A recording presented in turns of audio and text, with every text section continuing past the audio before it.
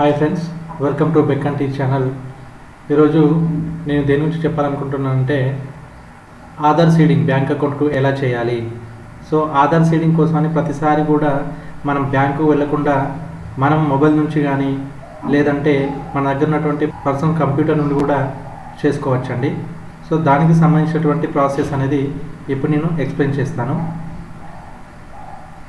So first గూగుల్లో మనం NPCI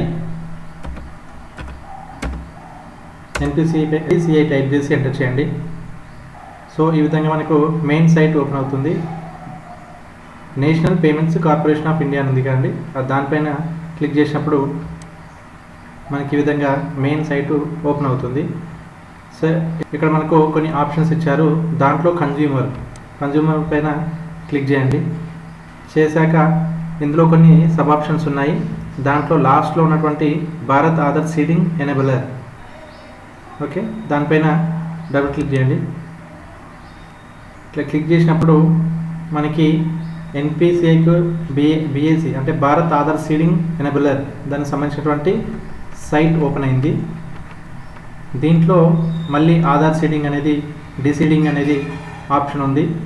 ఎవరైతే ఆధార్ సీడింగ్ వద్దని అనుకుంటున్నారో వాళ్ళు డిసీడింగ్ చేయాలి, ఆధార్ సీడింగ్ చేయాలనుకుంటున్న వారు సీడింగ్ చేయాలి. సో ఇక్కడ మన ఆధార్ డీటెయిల్స్ అనేది ఫస్ట్ ఇక్కడ ఏమడుతుంది, request for Aadhaar seeding or deseeding, okay. Next ఏమడుతుంది, ఎంటర్ యువర్ ఆధార్, ఓకే. ఇలా చేశాక దేనికోసం మనం రిక్వెస్ట్ చేస్తున్నాం, సీడింగ్ కోసమా డిసీడింగ్ కోసమా అందరూ చూజ్ చేసుకోవాలి, ఓకే. సీడింగ్. నెక్స్ట్ ఇక్కడ ఇందులో లిస్ట్లో ఖచ్చితంగా మన బ్యాంక్ నేమ్ అయితే ఉండాలండి, ఉన్నట్లయితేనే మనకు అవుద్ది. సో ఇప్పుడు నేను state bank of India select చేసుకున్నాను, లిస్ట్లో ఉంది. నేను ఇప్పుడు ఫ్రెష్గా సీడింగ్ చేస్తున్నామా లేకుంటే మూమెంట్ ఉంది అంటే same bank with another account, same bank with another account అంటే బ్యాంక్ ఒకటే ఈ బ్రాంచెస్ డిఫరెంట్గా ఉన్నాను అనుకోండి, ఈ ఆప్షన్ సెలెక్ట్ చేసుకోవాలి. లేదు ఇక్కడ బ్రాంచెస్ అది బ్యాంక్లే వేరు అనుకుంటే మాత్రం థర్డ్ ఆప్షన్ సెలెక్ట్ చేసుకోవాలి.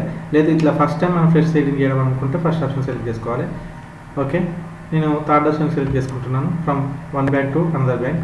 ఇందులో సెలెక్ట్ చేసుకొని ఇప్పుడు డీటెయిల్స్ ఇక్కడ అడుగుతున్నది, అకౌంట్ నెంబర్ డీటెయిల్స్ ఇవ్వాలి. ఏ బ్యాంక్ అయితే మనం ఆధార్ సీడింగ్ చేయాలనుకుంటున్నాం దానికి.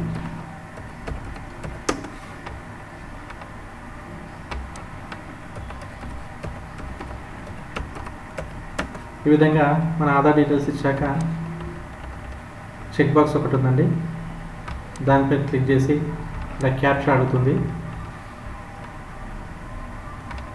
క్యాప్చా ఎంటర్ చేయాలి.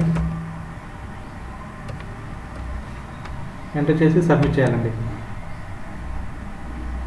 టర్మ్స్ అండ్ కండిషన్స్ అంటూ మనకు కొన్ని ఇన్స్ట్రక్షన్స్ ఇచ్చాయి. దాన్ని ఓవరాల్గా చూసి ఇక్కడ అగ్రీ అండ్ కంటిన్యూ పైన క్లిక్ చేయండి.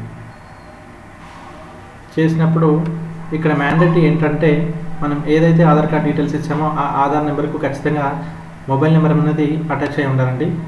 సో ఇప్పుడు మనకి ఆధార్కు అటాచ్ అయినటువంటి కాంటాక్ట్ నెంబర్కు ఓటీపీ వస్తుంది. ఆ ఓటీపీని మనం అక్కడ ఎంటర్ చేయాలి. ఈ విధంగా ఎంటర్ చేసి కన్ఫర్మ్ చేసేస్తే ఆటోమేటిక్గా మనకు ఏ బ్యాంక్ అయితే మనం ఆధార్ సీడింగ్ చేయాలనుకుంటున్నామో దానికి సక్సెస్ఫుల్గా సీడ్ అయిపోతుందండి. చాలా వరకు ఈ ప్రాసెస్ చేయడం కోసమని అందరూ బ్యాంక్కి వెళ్ళాల్సి వస్తుంది ప్రతిసారి కూడా. ముఖ్యంగా ఎవరైతే పెన్షన్ హోల్డర్స్ ఉన్నారో వాళ్ళకి ఈ డైరెక్ట్ బెనిఫిట్ అనేది సెంట్రల్ గవర్నమెంట్ ఇచ్చే ఈ డైరెక్ట్ బెనిఫిట్ ట్రాన్స్ఫర్ అనేది చాలా వరకు ఆధార్ బేస్ చేసుకుని ఉంటుంది. కాబట్టి ఇట్లా ఆధార్ అనేది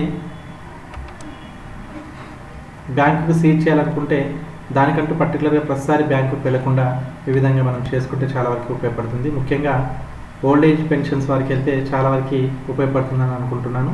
బ్యాంకుకి వెళ్లకుండా ఇప్పుడు ప్రతి గ్రామంలో కూడా బయోమెట్రిక్ బేస్ చేసుకొని మనకి పెన్షన్స్ కూడా విత్డ్రా చేసుకోవడానికి అవకాశం ఉంది. కాబట్టి ఆధార్ సీడింగ్ అనేది వాళ్ళకి మ్యాండేటరీ.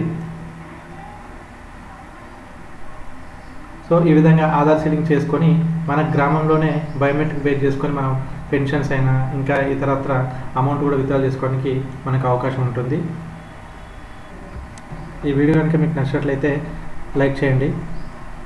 దాంతోపాటు ఇంకేమైనా డౌట్లు ఉంటే కామెంట్ రూపంలో తెలపాలని కోరుకుంటున్నాను. Thank you for the watching.